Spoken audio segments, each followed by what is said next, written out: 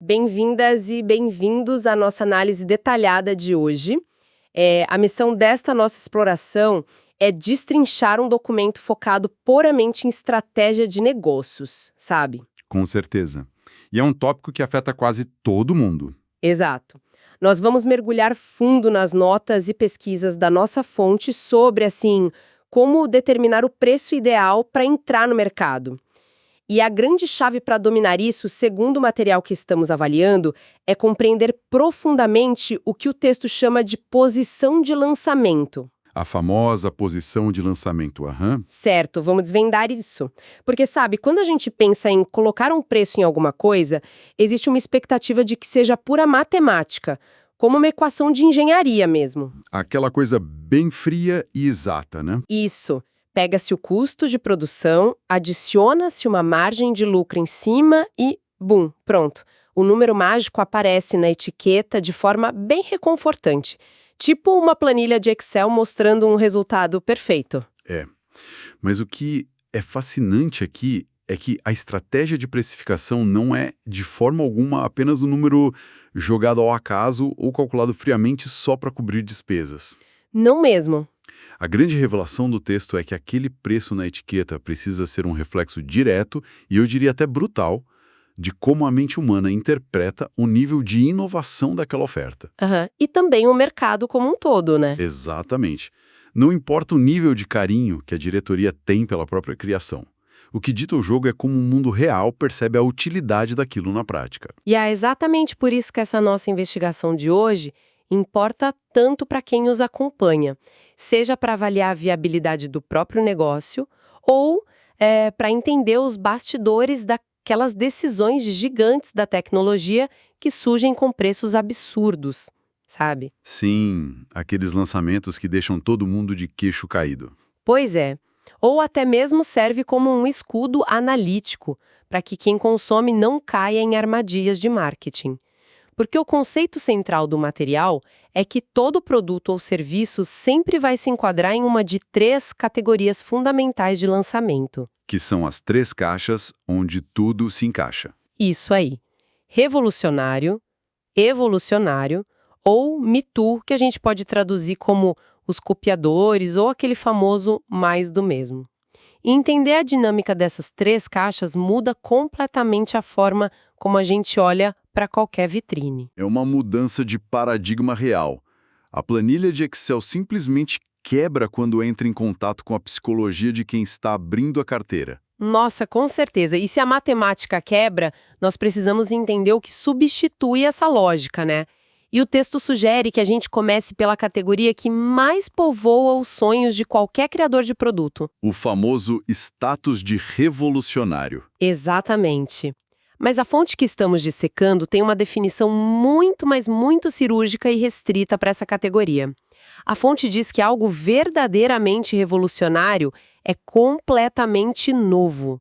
Não é só uma melhoria estética. Não é mudar a cor da embalagem. Nem de longe. É algo que cria um novo mercado do zero e faz algo de uma forma tão inédita que é, nas palavras do documento, sem precedentes. E essa definição rigorosa é um balde de água fria super necessário, sabe?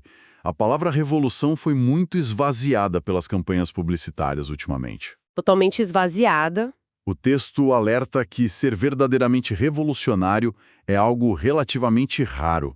Se não muda o comportamento básico das pessoas e não cria uma categoria que antes simplesmente não existia, bom, não é uma revolução. Aqui é onde a coisa fica realmente interessante.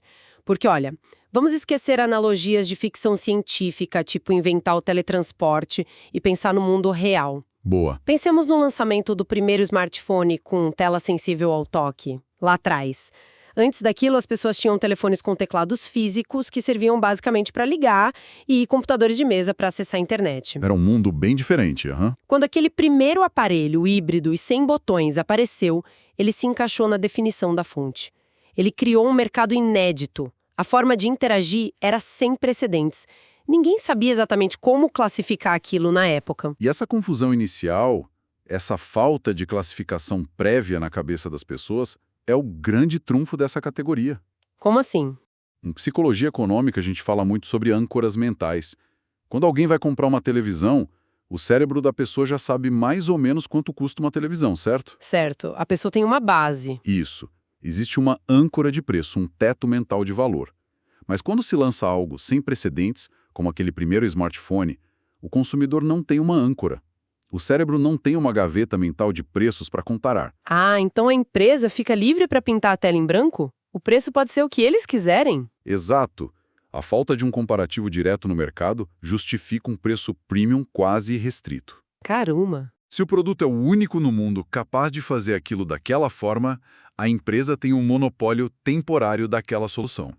E é por isso que o preço é ditado pelo valor percebido e pela escassez, não pelo custo das pecinhas lá dentro. Mas aí eu esbarro numa contradição que eu preciso muito que você me explique, porque eu fico curiosa. Manda. O texto é bem claro ao afirmar que ser revolucionário é algo extremamente raro.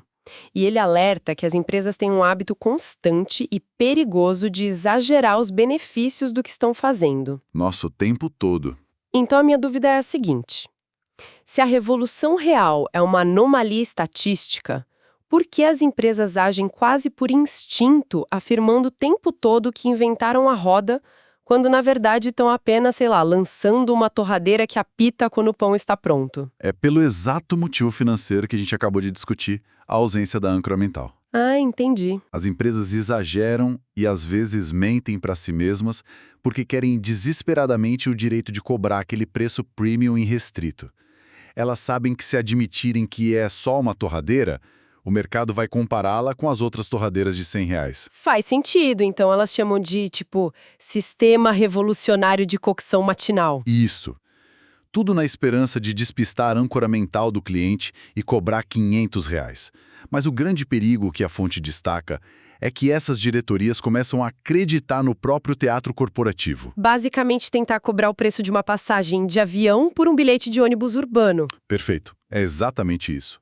Quando eles acreditam cegamente que inventaram uma revolução, mas o público olha e enxerga apenas uma melhoria leve, o mercado pune essa presunção com uma rejeição brutal. Ninguém compra.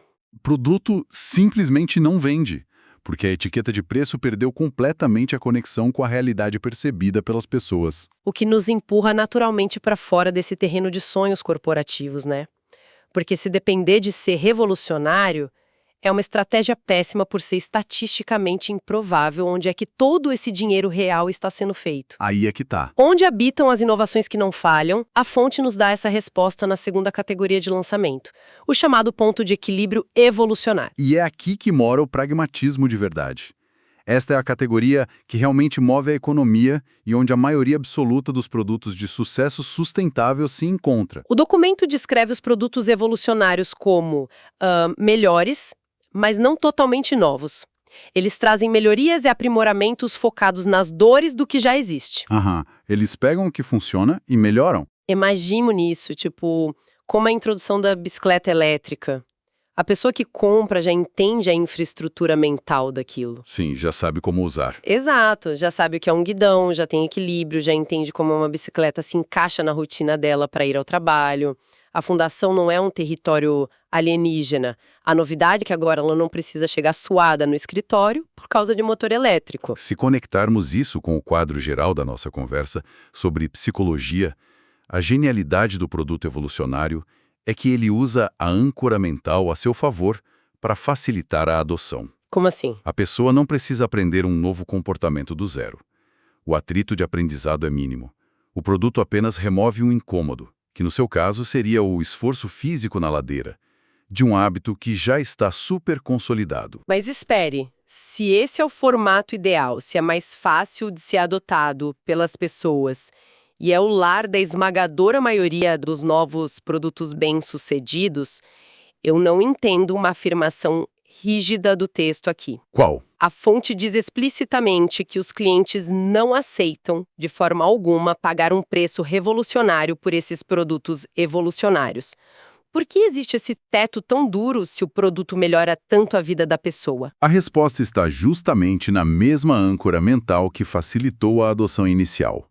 Lembra da gaveta mental de preços que a gente mencionou? Lembro, claro. Então, quando alguém olha para uma bicicleta elétrica, por mais incrível que seja o motor, o cérebro dela ainda processa aquilo dentro da categoria bicicleta. Ah, entendi. Caiu a ficha. A base familiar que ajuda a vender fácil é a mesma que limita o quanto a empresa pode cobrar. Exatamente. A familiaridade cria um teto psicológico.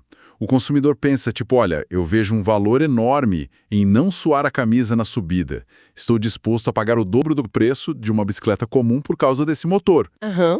Mas no fim do dia, isso ainda é uma bicicleta. Eu não vou pagar o preço de uma motocicleta importada por ela. O aprimoramento justifica uma margem de lucro muito saudável, mas a natureza familiar da oferta impede que o preço flutue livremente no espaço sem limites da categoria revolucionária. Faz total sentido. A inovação evolucionária tem um teto de vidro ditado pelo hábito do cliente. Nossa, essa explicação traduz perfeitamente o conceito. A familiaridade é o vento a favor para vender rápido, mas é o vento contra na hora de tentar inflar muito o preço. É uma faca de dois gumes. Pois é. Agora, até o momento, nós vimos o cenário da tela em branco sem preço e o cenário da melhoria inteligente. Mas vamos descer mais um degrau, né? O que acontece quando o produto não muda a vida de ninguém e nem traz um motorzinho elétrico? Aí o bicho pega. O que resta quando é apenas uma cópia? Entramos na zona de perigo da nossa fonte, a categoria dos produtos Me Too. O terreno mais hostil para qualquer empresa iniciante, sem dúvida. A fonte é implacável aqui. Afirma categoricamente que o produto Me Too, o copiador clássico, é o tipo mais difícil de colocar no mercado como uma startup. A explicação do texto recai sobre a inércia do cliente. Aham. A preguiça de mudar. Pessoas podem não perceber uma diferença substancial que as faça mudar daquilo que já usam, conhecem e pagam. Para tentar trazer isso para a vida real da nossa audiência,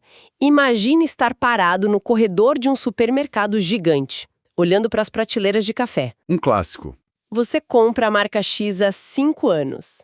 De repente, aparece uma marca Y com uma embalagem parecida, prometendo o mesmo tipo de torra, cobrando o mesmo preço. Por que diabos alguém trocaria? O cérebro humano é uma máquina desenhada pela evolução para poupar energia, sabe? Tomar decisões gasta calorias mentais reais. Gasta mesmo. Quando a gente está no corredor do supermercado, acionamos o piloto automático. Escolher a marca X que compramos há 5 anos tem um custo de energia igual a zero. É quase automático. Não há risco de surpresa ruim, não há necessidade de avaliação de rótulo. A inércia mencionada pela fonte não é apenas preguiça, não. É o instinto natural de evitar riscos desnecessários. Verdade. Porque eu arriscaria estragar o meu café da manhã de amanhã se o produto novo não me dá nenhuma garantia clara de ser superior. O texto acerta em cheio. Produtos Me Too, que dependem apenas de suas próprias características para vender, enfrentam um muro psicológico quase intransponível. Mas a fonte diz que é uma saída. Ah, sim. Ela traz um pequeno balão de oxigênio. O texto faz a ressalva de que vale a pena considerar um produto Me Too a menos que haja algo mais. Há exceções em que copiar um produto dá muito dinheiro. E, assim, sem ler as exceções ainda, se eu tivesse que tentar adivinhar qual é essa rota de fuga, eu diria que é iniciar uma guerra de preços. É o que muita gente pensa. O famoso eu faço a mesma coisa, mas cobro a metade do valor. É isso que o autor defende como solução. Isso levanta uma questão importante e é um erro de interpretação muito comum, viu? Mas não é o que a fonte sugere. Não. De jeito nenhum. Iniciar uma guerra de preços com um produto igualzinho ao do líder de mercado é, na verdade, uma corrida para o fundo do poço. As margens de lucro evaporam e a startup quebra primeiro. Nossa, faz sentido. O líder tem mais fôlego para aguentar. Exato. O documento aponta para rotas de fuga muito mais estruturais. A primeira exceção rigorosa citada para salvar um Me Too é ter um modelo de negócios completamente diferente. E como isso muda a matemática mental do cliente no dia a dia? Muda onde a fricção acontece. Imagina um software de edição de imagem. O produto original e líder de mercado custa R$1.000 para comprar a licença definitiva. Um preço bem alto. A barreira de entrada é alta. O cliente sente o peso no bolso de uma vez só. Aí vem a sua empresa e lança um software Me Too, essencialmente com as mesmas ferramentas básicas. Nenhuma revolução técnica.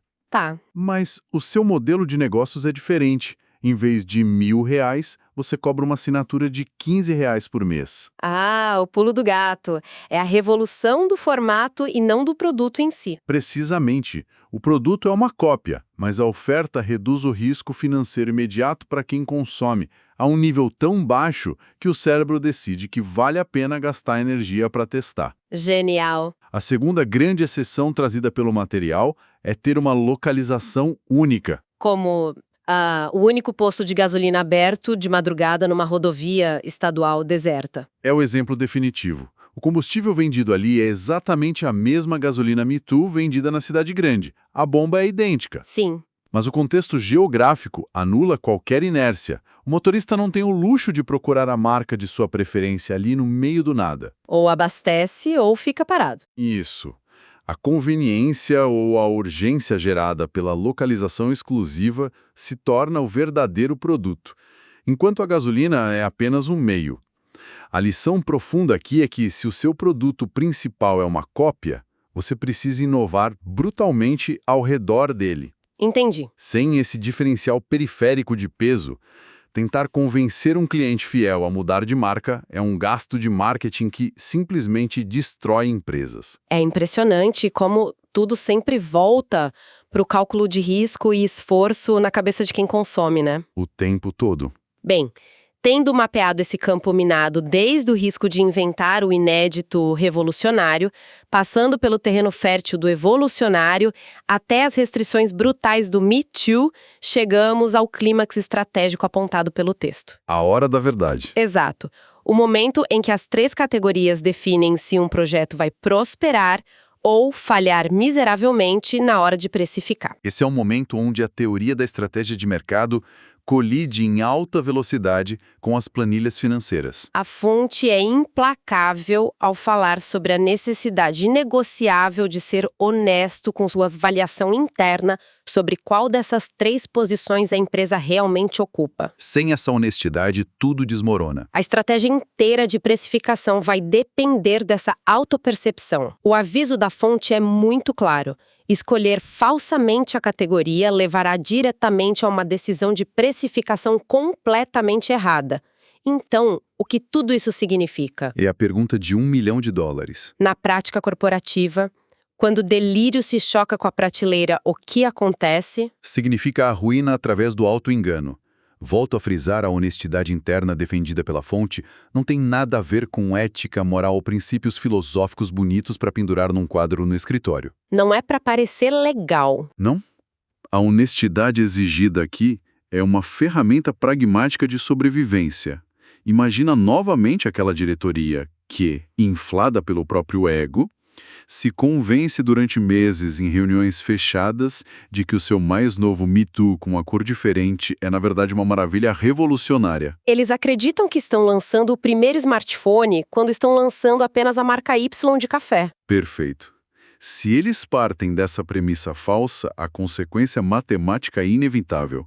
Eles vão tentar estabelecer aquele preço premium sem âncora, sem restrições. Vão jogar o preço lá nas nuvens. Eles vão precificar a marca Y de café como se fosse uma iguaria rara. E aí acontece o choque brutal que mencionamos. O mercado não estava dentro daquelas reuniões fechadas ouvindo as palestras motivacionais da empresa, sabe? Obviamente que não. O consumidor vai olhar para aquele produto com olhos frios, buscar a âncora mental correspondente no seu cérebro e perceber o desastre em questão de segundos. É literalmente o cliente olhando para a etiqueta de preço, rindo e caminhando para o lado porque a matemática que ele fez na cabeça não bate em nada com a matemática que a empresa imprimiu no código de barras. Essa é a síntese perfeita do erro de precificação causado por vaidade.